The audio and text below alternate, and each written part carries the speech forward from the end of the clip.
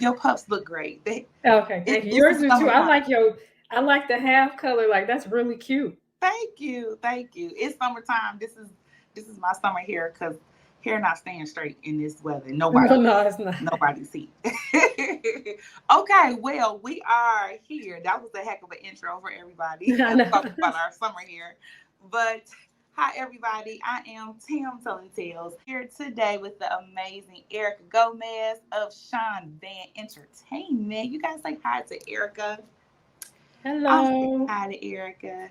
So, you guys, we have had an uptick of entertainment coming out of the Detroit metropolitan area over the last few years, and Erica has been contributing to that uptick of entertainment out here in the world. And so we just wanted to bring her here on the platform so that she can talk to us about her, as well as talking to us about some of the projects that she has currently either out or that she has coming up.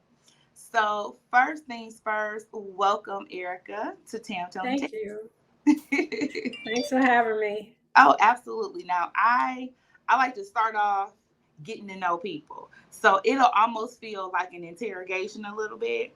Okay. I hope you don't mind. But these are Mhm. some of the questions that people be wanting to know. You know what I mean? So, Erica, is that your real name? Yes, it is. Okay. And are you from Detroit? Yes, I'm from the east side of Detroit. I was just about to ask what side because that's always going to be the next question. If you're from Yeah. Detroit, what side you from? Okay, East Side, I see you. What school you go to?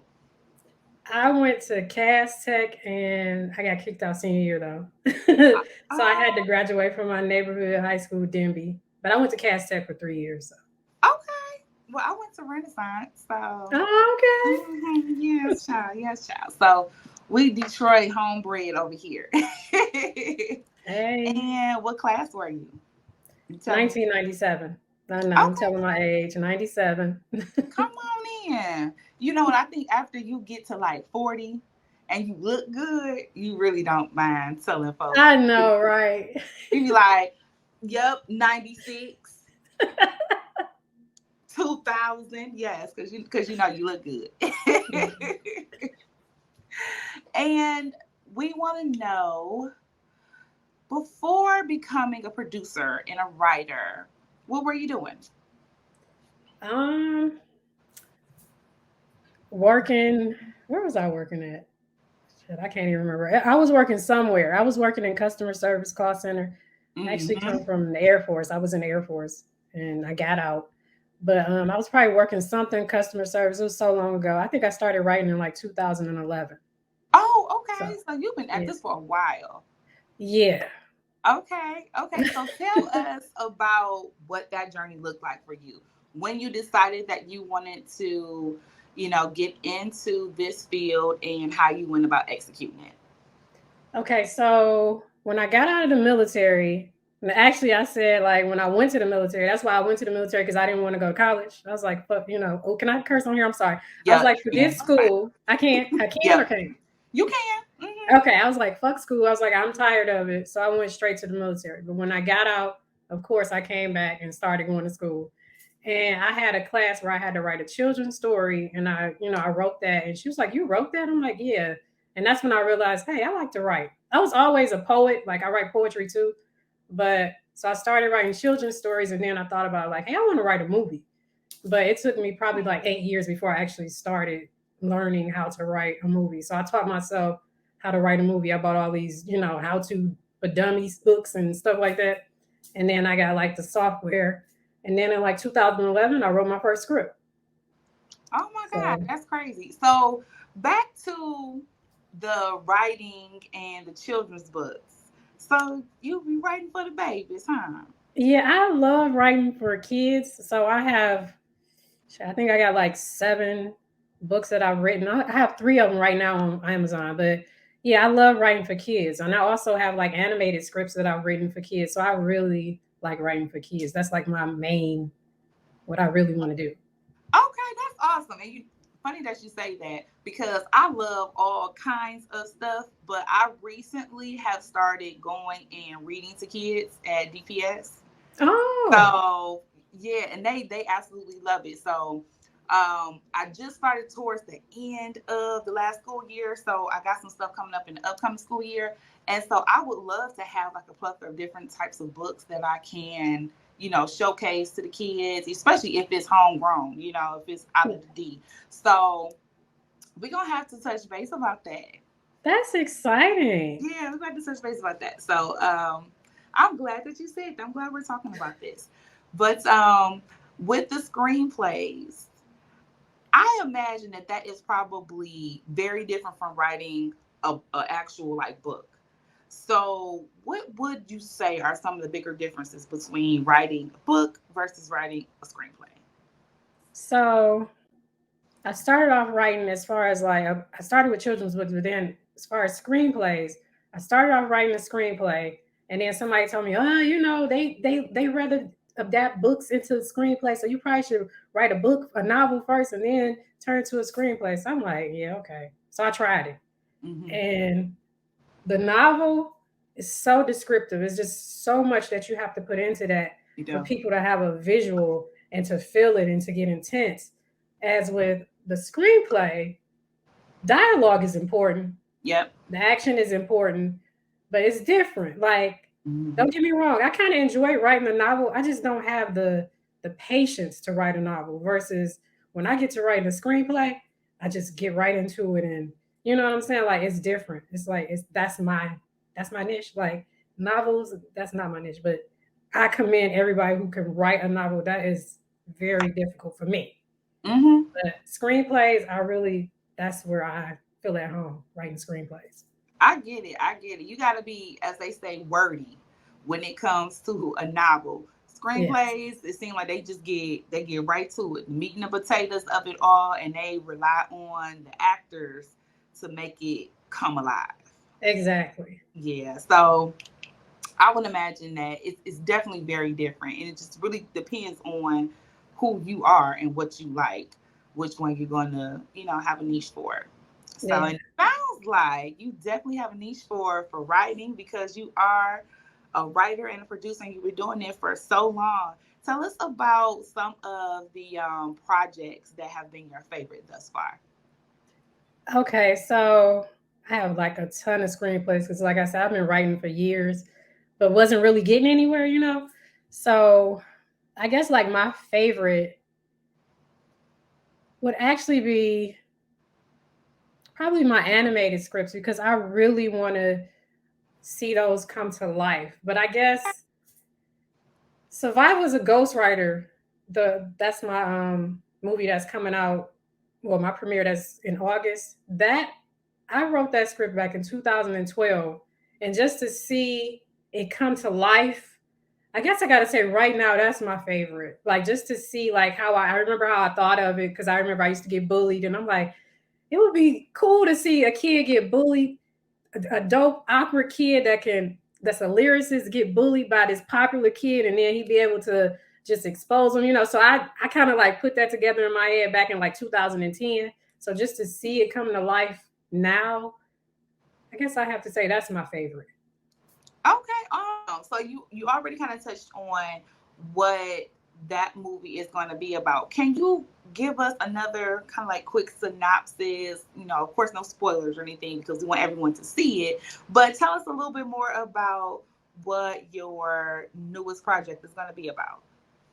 So it's called Survival as a Ghostwriter, and it's about a kid who he's nerdy, he's awkward, but he was like groomed by his dad to be this dope lyricist. So he knows every era of hip hop. So you see, I don't know if you know, but we're celebrating 50 years of hip hop this year, which is coincidental because I didn't even know that until I started making my film. I'm like, wait a minute, 50 years of hip hop, and I'm a avid hip hop lover, rap and hip hop. So Mhm. this kid is like, he knows every genre, every era of hip hop. And so he decides, oh, I'm gonna be popular. There's battle raps at this school. I'm gonna go there and I'm sign up. But before he can actually sign up for the battle raps, he gets bullied by a popular senior who forces him to ghostwrite all of his lyrics for the battle raps. So he can't participate. He has to stand on the sidelines while he's writing all of these lyrics for this guy who's he's progressing through every battle. and he just has to stand on the sidelines and look, like the loser he is. So I love this. Okay, so I'm taking into consideration what we know this movie is going to be about, and then of course we have another film of yours called Contract Healer, and mhm. so I'm curious, do you do you like writing films that are not maybe um, as urban as they would say, if that makes sense. It makes sense. It does. I guess how can I put it? I like to be different. So I do. I like to have concepts that are different because growing up, that was our family time. We watched all types of movies. So I've seen so many movies from like my mom watches black and white movies. So I know like Clark Gable and Cary Grant. So I've seen so many different types of movies to where I like all kinds of movies. So Hmm. I myself want to write us though, us and a different light. Yes. So it still has the urban, it has my characters are urban because I'm urban. I'm from the east side of Detroit. But I also know that I like fantasy. I loved Harry Potter. I love vampires. I love a lot of stuff. And so I just feel like we should be able to see ourselves in a lot of different characters versus just the typical stereotypical characters that we see a lot of the times. Yeah, yeah, Yeah. and I can appreciate that you are one of the ones who is giving us content to make things versatile, because it's no secret that when it comes to certain movies, when they are independent and when they're based in certain cities like Detroit, that there is a plethora of them who have a certain type of base. The characters are a certain type of way, and the things that they do are certain things, and I think that it is commendable that you are creating content that will put us in a different light. It does give people the opportunity to see that everyone who is from the inner city doesn't always do those things. Like, there's a whole nother arena of us who understand that world but are not of that world, if that makes Yeah. sense. Yeah. Makes a lot of sense.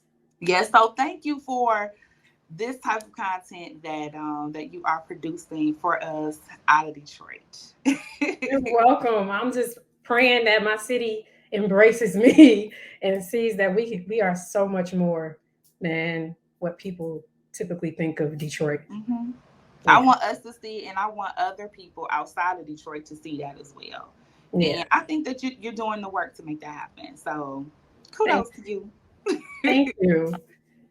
Now, you mentioned that you are a rap connoisseur, so of course I got to ask you, who is your favorite rapper?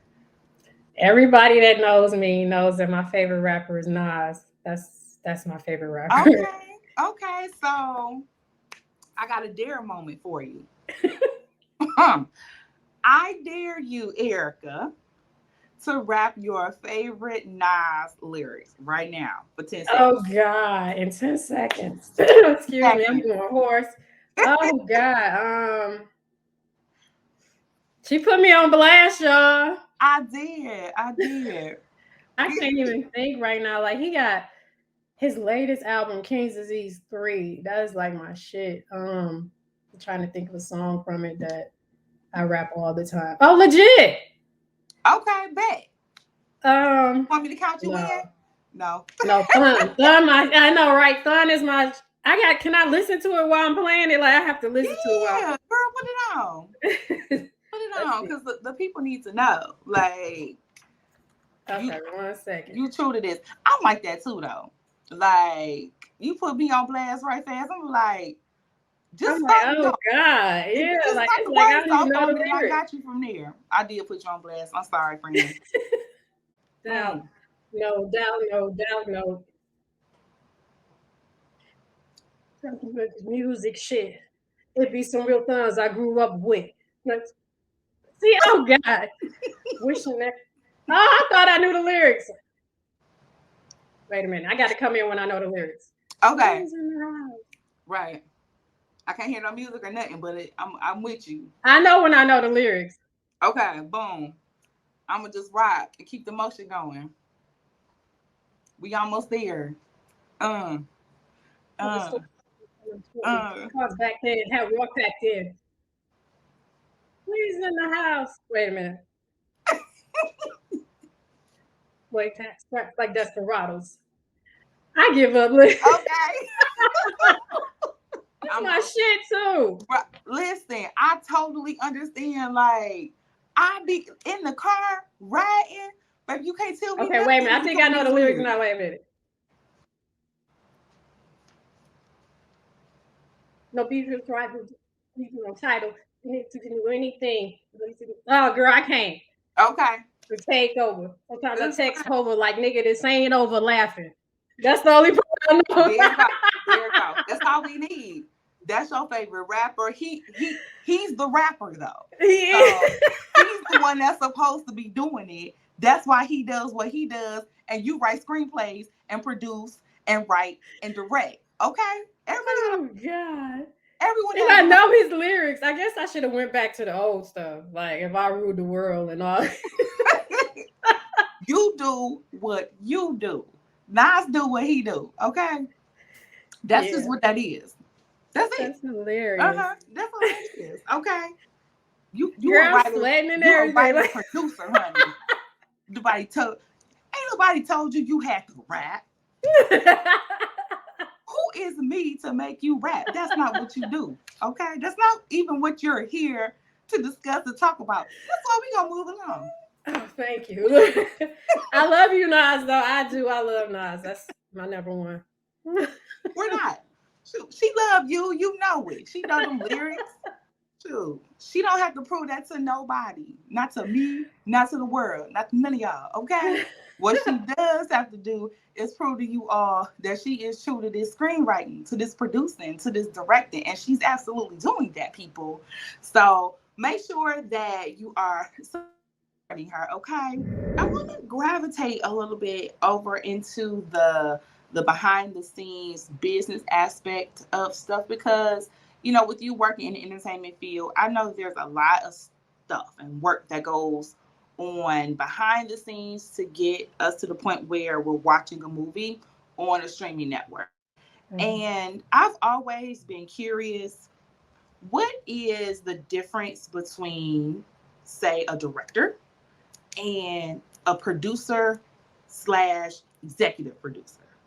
What do those Okay. roles look like? Well, believe it or not, I'm all three, all three of them. I have to wear like many hats because I have a really Mm-hmm. small crew.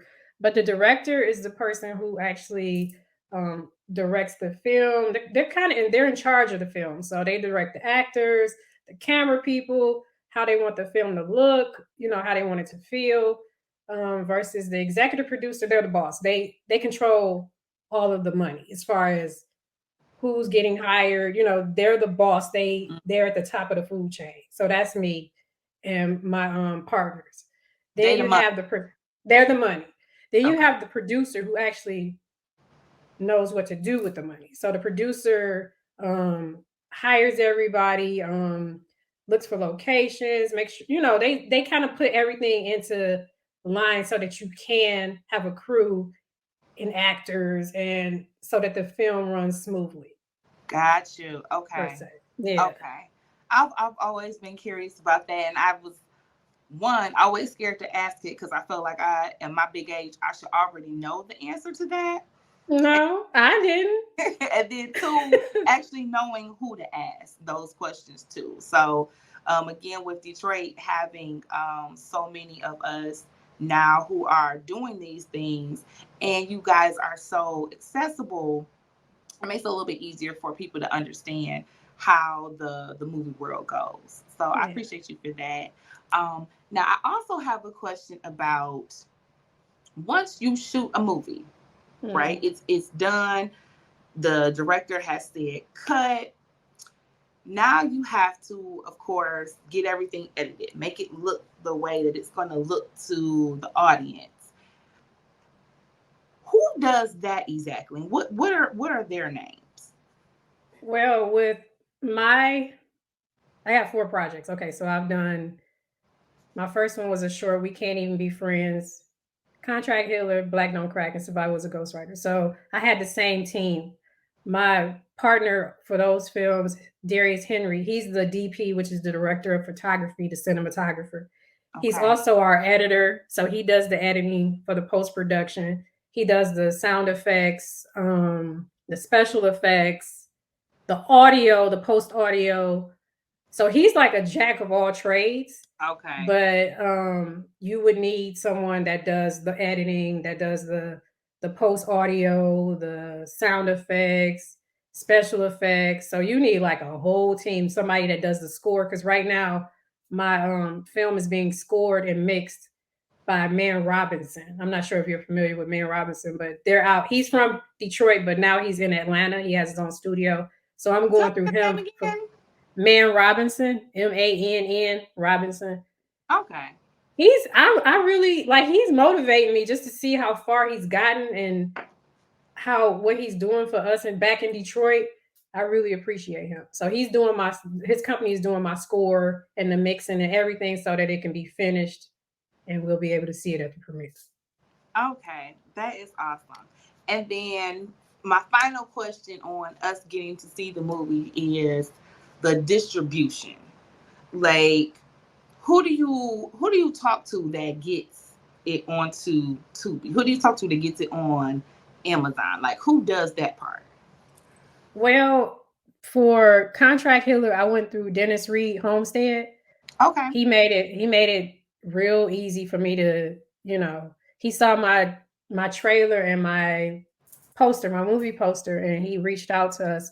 But we had talked before that, but I think he kind of so many people go at him, so he Mhm. probably forgot about me. But he reached out to me and we met, and he just made it effortless. Like he sent the contract and the movie. I mean, it took a while because I think there were some things going on, but the movie got on Tubi. So I went through Homestead. So Oh, for a lot of people who are just, getting their first film out here, they might want to consider, reaching out to Dennis Reed and Homestead as far as distribution.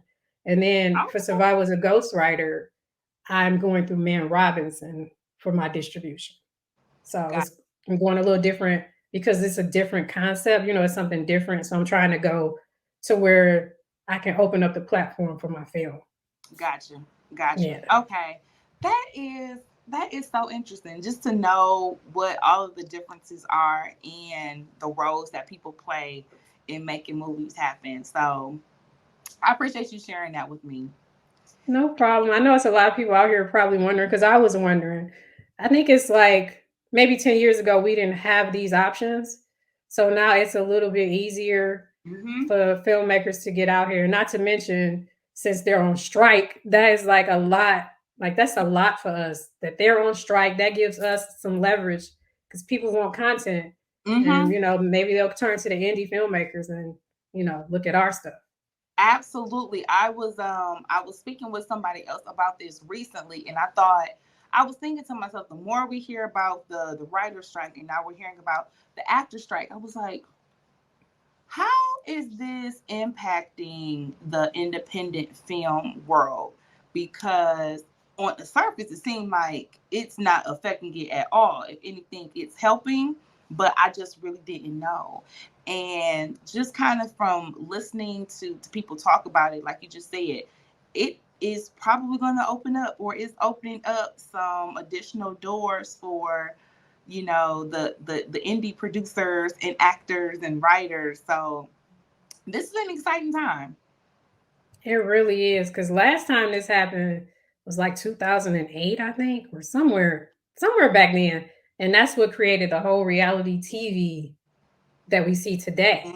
But that's Mm-hmm. also scripted now, so Right. they can't even, they're on strike. So yeah, this Right. this is a different ball game for us. I think I'm praying that it shifts to where Hollywood is not in as much control over the film industry as they are now. Like maybe this is all about the change and shift to where you look because look at YouTube. Look at what YouTube has done. Look at Netflix. Like everything has come and changed everything. So I'm thinking this is also a stepping stone to change how we view the industry. I feel Yeah. like one of the last times where there was something crazy going on, in Hollywood was, I can't remember the year, but it was some time ago.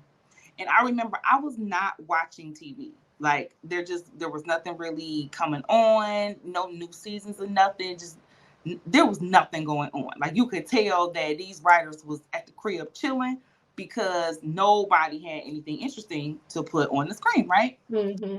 I started watching YouTube. I was watching a show on there, it was clearly independently filmed. When you are dealing with those type of productions, there are just certain things that you can expect and some things that you can't, right? It's on YouTube. And I absolutely fell in love with this show. Okay. Like tuned in. I couldn't wait for new seasons to come. It started developing. It was its own channel, and then they had all these different shows. Fast forward, and you want to know what that show was and who was in it? I It want to say, is it Issa Rae? Not Issa Yep, Rae. Issa yep. Rae. Insecure. Misadventures of an Awkward Black Yeah. Girl was on YouTube, and then you fast forward to 4 or 5 seasons of Insecure on HBO. Yeah. And so I say all of that to say that where you start is not always going to be where you finish. Yeah. And so there is definitely the opportunity for come up for everybody. And I really, really feel like Detroit is in its moment where it's happening. It So is, and I'm so sorry. Like my throat, I don't know what's going on with my throat, you fine. but You good. You are absolutely good. I didn't even know because I was running my mouth so crazy.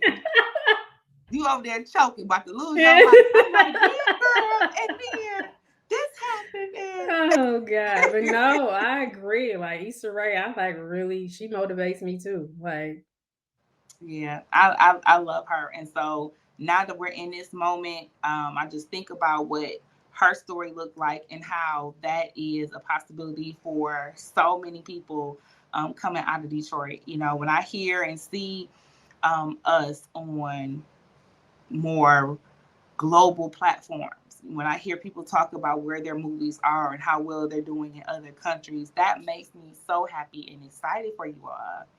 Like, thank you.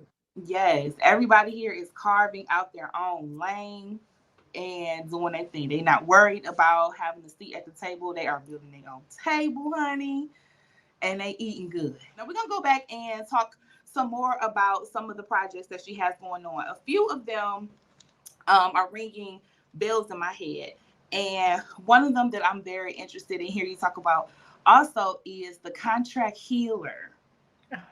I want to know some more about that. I'm sure the watchers may want to know some more about that and where they can find it. Okay, so Contract Healer is my first film that I wrote, directed, and produced with a partner of mine, Darius Henry. He's also a producer. It is about, it's a, I guess you can say, a suspense drama. It's about a woman who loses her mom and she's like grieving and trying to figure out how to get through the pain of losing her mother. And as she's doing that, her husband gets killed. So now she has double grief. So she's lost her mom and then her husband is murdered. So she turns to a grief counselor who helps her try to help her through it. And they actually start to fall for each other.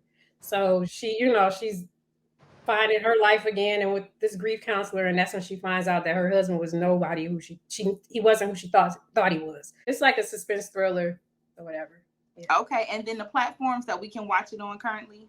Oh, it's on Tubi. It's streaming on Okay, Tubi now. So go okay, check it out.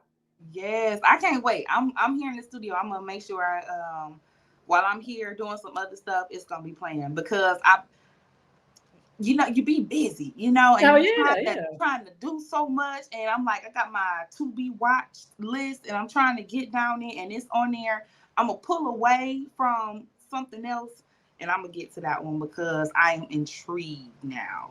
I So appreciate it. between that as well as the Ghostwriter movie, Survival as a Ghostwriter, I'm here Thank for it. you. I'm here for it. I think we all need to make sure that we are coming out and we are supporting it because you got the premiere coming up, right? Yeah, yeah. I have a premiere coming up. Oh, I'm sorry, it's a fly in here on my screen. And it's um, probably loud too because these flies is ridiculous this summer. They just They loud and ridiculous and they obnoxious. smart for something that's boring on shit. Like 2 minutes ago, like you would break your blinds trying to kill these mother. You know what I'm They get saying? up in Like your house and all in your business, just loud as hell. They get on my nerves. I'm sorry. they It's just, do. mm. But I have a premiere. It's August 12th. Everything is gonna be at this event hall, and you come dressed as any hip hop era, any artist that you love. No gowns, no suits, Damn. none of that. You get a free soul food meal from 10 times better soul food. You get free non-alcoholic beverages, and it's a free open bar. And then like after we finish watching the movies, we're gonna have a party after party with all hip hop, rap, so it's gonna be dope. And we're It actually sounds showing like two it. movies. We're showing two movies. We're showing a short film that I did called Black Don't Crack. And that's about a woman who looks very young for her age and she lets it go to her head. And one day leaving the club, she gets kidnapped and sex trafficked because they think she's young. So yeah, it's kind of a dark comedy. So Okay. we have that, and then we're gonna watch Survival as a Ghostwriter, and then we're gonna party. I love it. Can I come to the party? Is it like invite Yeah, only or no, okay? you can come. You're Okay, I'm gonna get definitely my ticket. invited. Where I go, Eventbrite or Yeah, it's on Eventbrite. It's under Survival as a Ghostwriter. okay. So y'all meet me and Erica at the premiere on August the 12th. That's a Saturday night. That's a Saturday. We start. I think the red carpet starts at like 5:30. So we're gonna be partying for some like 6 hours. So Okay, it's gonna so be basically, and that you know what? You ain't even got to put on no heels and all of that. So nope. you should be good and fine with coming and partying hard for that good hot 6 hours. Okay, watch Hmm. the movie, go in. You ain't got to worry about the heels, that whole situation. Yep, I'm here for it. I'm coming. If you had to sit Hey. invite only, I was probably gonna crash.